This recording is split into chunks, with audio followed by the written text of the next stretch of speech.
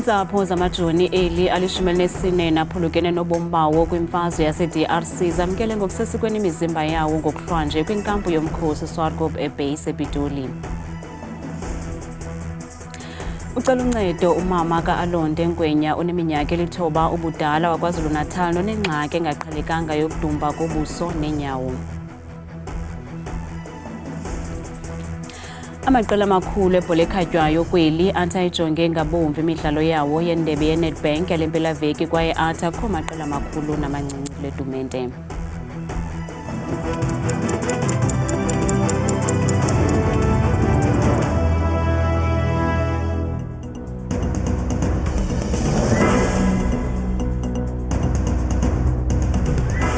Sinamkele kwindaba zethu andambe ndodwa andamba nophumza sikhumba noyitolikyo olwimi lwezandla Bhotani Msontsundu.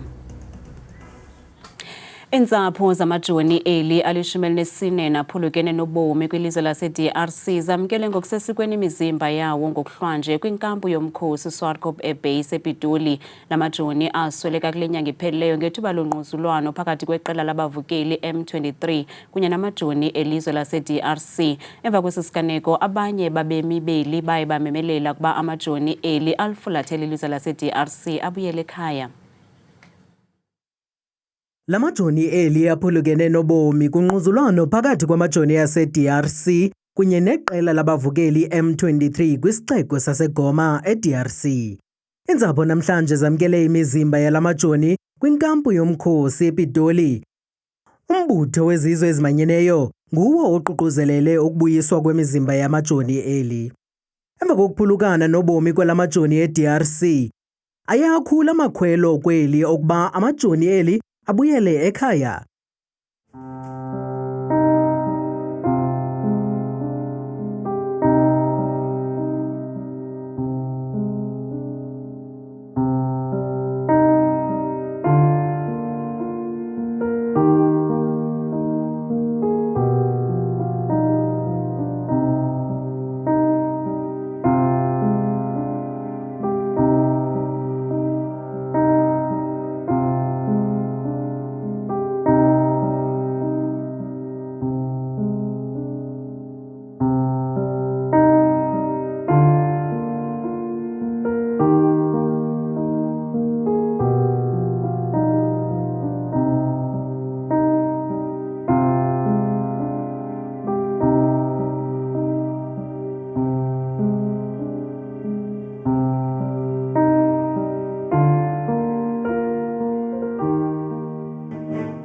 Mabalale ngoxolo.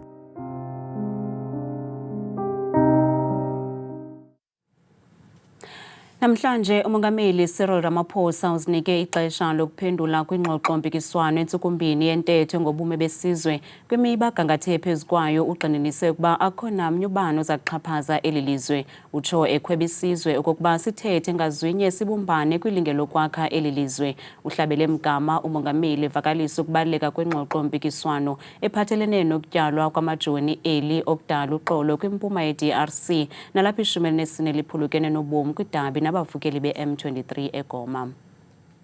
We will not be diverted from the path that we have set out. And I'd like to repeat, we will also not be bullied by anyone in the country or outside from our intent to work together.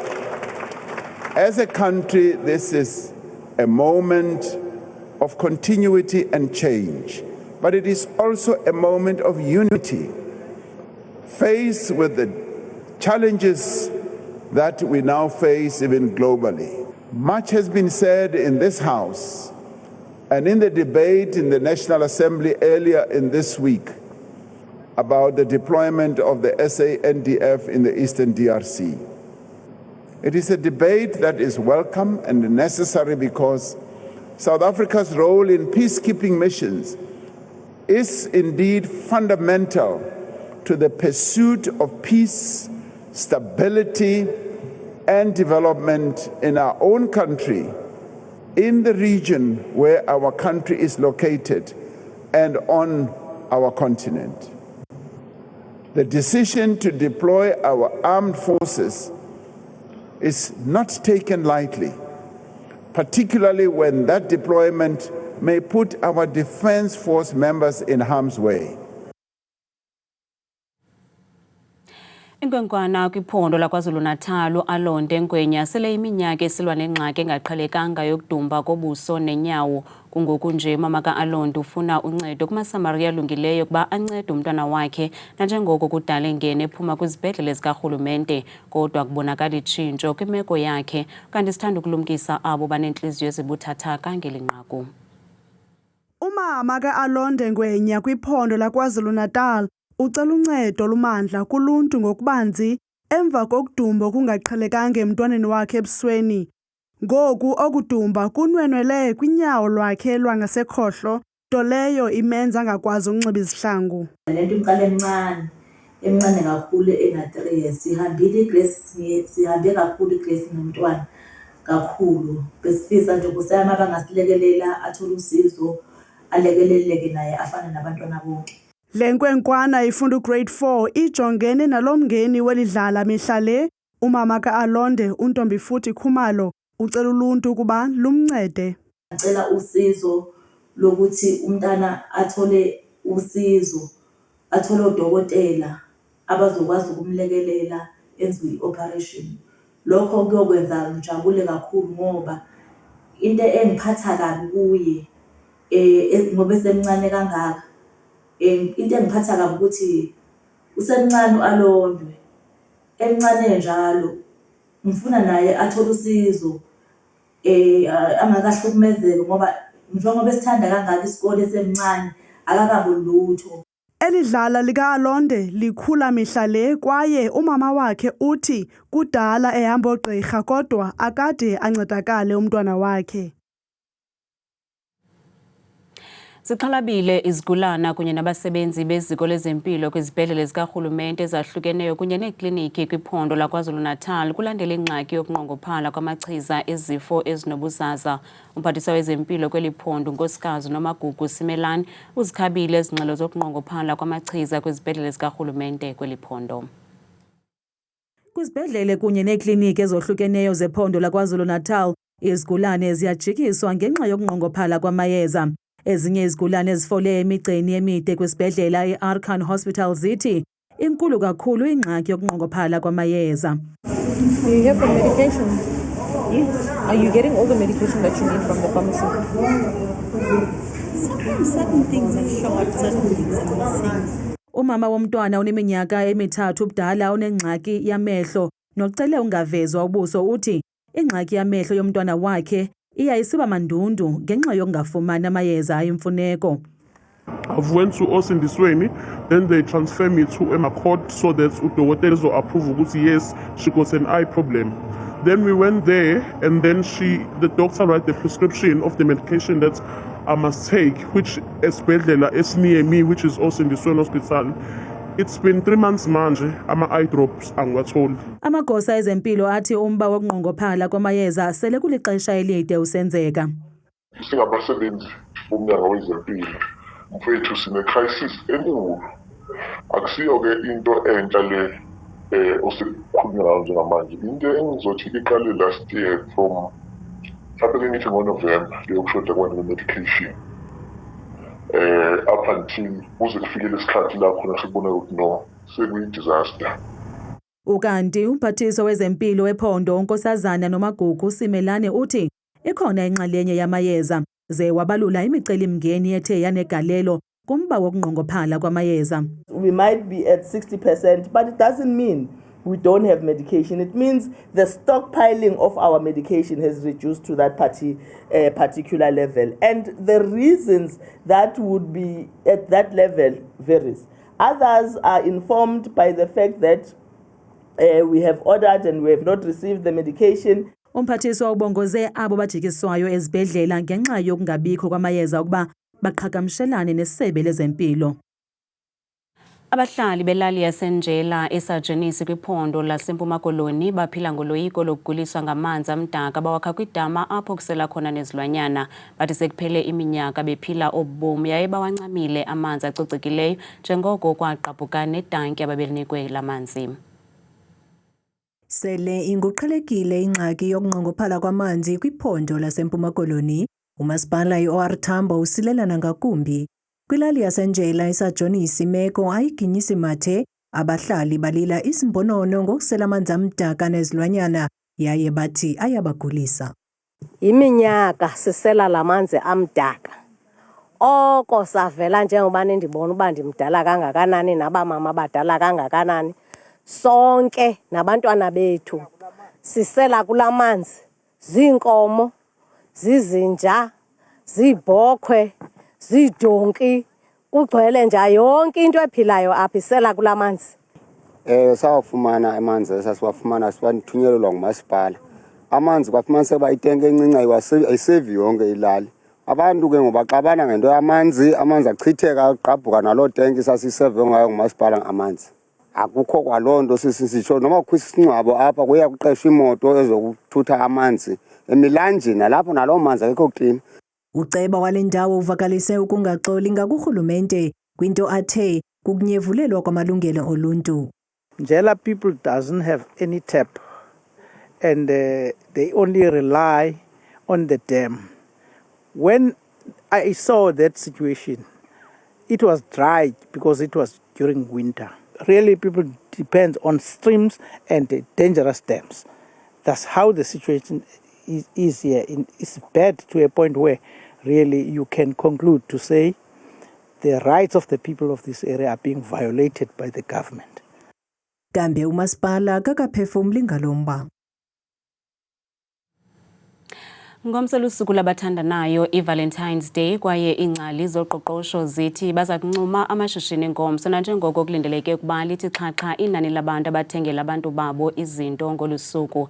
Cukacamanani sibonakalisa ukuba abathengi bachitha imali ethe xhaxha minyaka le ngolusuku labathandanayo kwi-chocolates, intyatyambo, izipho kunye nobucwebe. Ngokwengxelo ye-FNB inkcitho kwi-chocolate inyuke nge-60% ngale veki ngonyaka ka-2023, lonyaka upheleyo inyuke nge-54%, ukanti ukuthengwa kwentyatyambo kwanyuka ngomyinge ka-83% ngo-2023 ze yanyuka ngo-91% ngo-2024. Kwaye uphando liyabonakalisa ukuba amadoda achitha imali kakhulu nge-Valentine's Day xa kuthelekiswa nabasetyhini.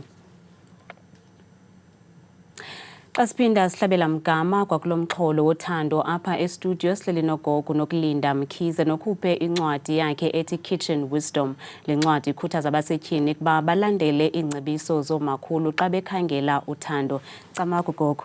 Sozani. Siyakwamkela kwindaba zethu. Siyabonga. Gogo, kwincwadi yakho ucebisa uba simamele amava oomakhulu bethu xa sikhangela uthando olukwenyani. Yebo. Kuba ukholelwa kwinto banangaba olhlobo thina senza ngalo alusebenzeli. Ngabe uthetha ukuthini xa usitsho? Uma ngithatha ukubheka, ikhona into esingayifunda esintwini nakubantu abadala mayelana nokuphilisana emizini yethu nasothandweni, ngoba kunemiyalo eyaziwayo abantu abadala asebeyiphilile impilo engasisiza nathi ukuthi sikwazi ukumelana nokuhle nokubi kwezothando, kakhulukazi uma sifuna ukuphilisana sishade sibe nemindeni. Xa uthetha nge-cultural intelligence, ingaba idlala indima engakanani xa ubani ekhangela iqabane elimfaneleyo nothando oluqibeleleyo? Ngiyacabanga ukuthi into ekuyi-cultural intelligence ngingasho ukuthi ukuzazi njengomuntu nanokwazi ikhaya lakho nemfundiso yasekhaya, ngoba iyona mfundiso esingena ngayo empilweni esiyiphilayo, iyona futhi imfundiso esiholayo ekutheni uma sixabana nomuntu sikhuluma kanjani, uma sisizana nabantu senza kanjani. So i-cultural intelligence mesiyibeka sisho njengokuzazi njengomuntu nanokuthi uziphatha kanjani, imfundiso yasekhaya nemfundiso yosiko lwakho nasemphakathini ukuthi uziphatha kanjani njengomuntu nanokuthi ikuphi okubalulekile uma ubambisene nomunye umuntu. Uqaqambisa ukubaleka kobudlelwane obuluqilima phakathi kwamanina. Ingaba oku mhlambi kunceda entweni?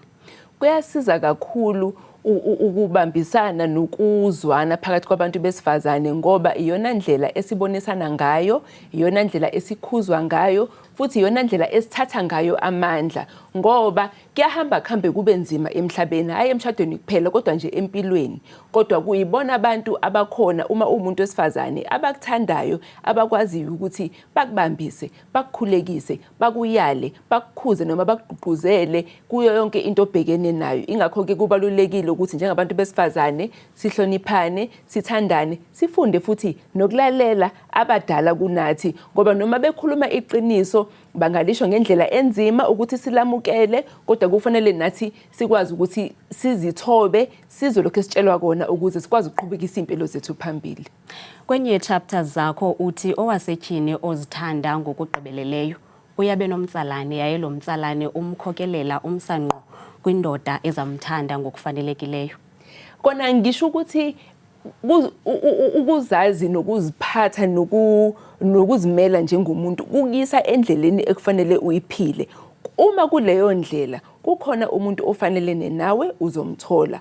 Kodwa uma ungazazi ukuthi ubani, ufunani, umele ini, futhi ukuthi udingana empilweni yakho, uzohamba uhambe ungene la uxakeke ngoba awuzazi ukuthi yini kahle kahle oyidingayo empilweni. Lokho kuzobanga ukuthi ube nazo izinkinga, ugcine usulahleka nasendleleni yakho, ugcine nokuyisola. Umbona njani owasetyhini ozithanda ngokugqibeleleyo? Umbona ngokuthi nje akhululeke empilweni, abe neqiniso ngempilo ayiphilayo, azazi njengomuntu, akwazi okumfanele nokungamfanele, awazi amandla akhe ukuthi ahamba aphelelaphi, akwazi nokuphilisana nabanye abantu ngothando nangeqiniso nangesizotha. Koko siyabulela ngexesha lakho. Siyabonga kakhulu. Amaqela amakhulu ebhola ekhatywayo kweli athi ayijonge ngabomvu imidlalo yawo yendebe yeNedbank yale mpelaveki kwaye athi akho maqela amakhulu namancinci kule tumente. Onke amehlo kule mpelaveki yakwindebe yeNedbank nalapho mpondo zihlanjiwe iKaizer Chiefs, iOrlando Pirates neMamelodi Sundowns beza kube besilwela ukuqhubela phambili kule ndebe. Amakhosi aqubisana neChippa United ngomgqibelo kwaye ngawona ayidinga ngamandla le ndebe nanjengoko ethwaqwa imbalela. Go as far as we can, even until the end. Amabhakaniya nazintshatsheli ezikhuselayo zale ndebe adibana neBaroka FC nawo ngomgqibelo. It's going to be a tough one. We have the opportunity to have a look of the opponent, and it's a serious team with a lot of quality up front. iBrazilians zona zidibana neqela elidlala ku-3rd division Impheni Home Defenders ngecawa, kodwa umqeqeshi wazo uthi baza kuhlonipha lo mdlalo. We must face this game with a big respect, but knowing what we want to do and fight for that from the first minute until the end. And if we do it so, naturally we should win. Kuza kwaziwana ke kwaye kuza kucaca amakhwenkwe emadodeni. Abaphathi behlathi laselangeni eMthatha eMpuma Koloni bathi babambisene nesebe lezabasebenzi basemendweni wokuhlawulela iintsuku ezintandathu ezatsalelwa wonke umsebenzi kule nkampani emva kokushokoxeka kwentengiso eyabangelwa ziimpuphuma zaKwaZulu-Natal ngo-2022 kuba amazibuko abathumela kuwo imveliso ayevaliwe. Abasebenzi batyhola ngelithi banyanzeliswa ukutyikitya ezintsuku yaye basabethekile ngokwasezimalini kunangoku. Datheli yethu Ntsikinoyi yayanaba. Nansi Mozulu noThabile Makhaphela.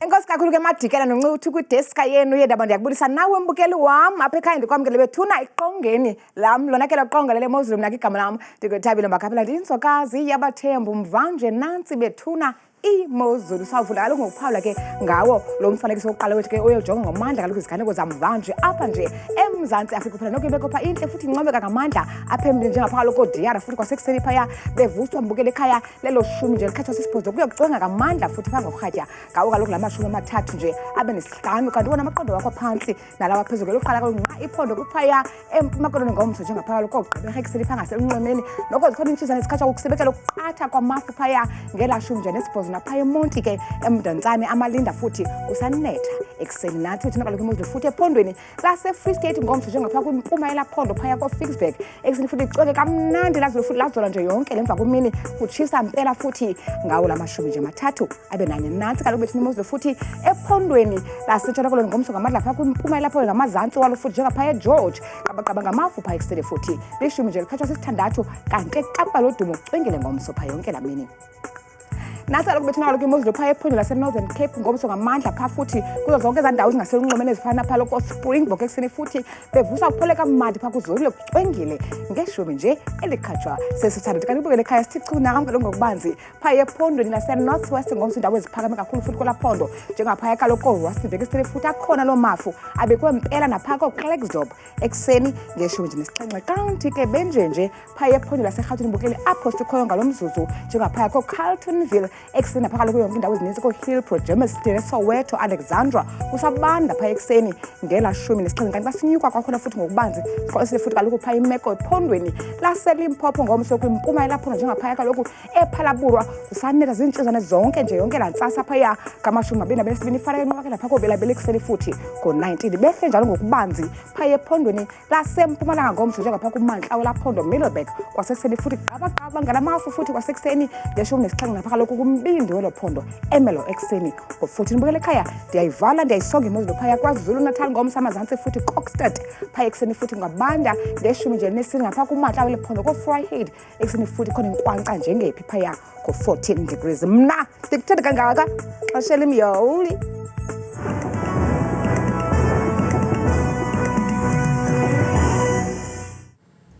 kamnandi mawethu.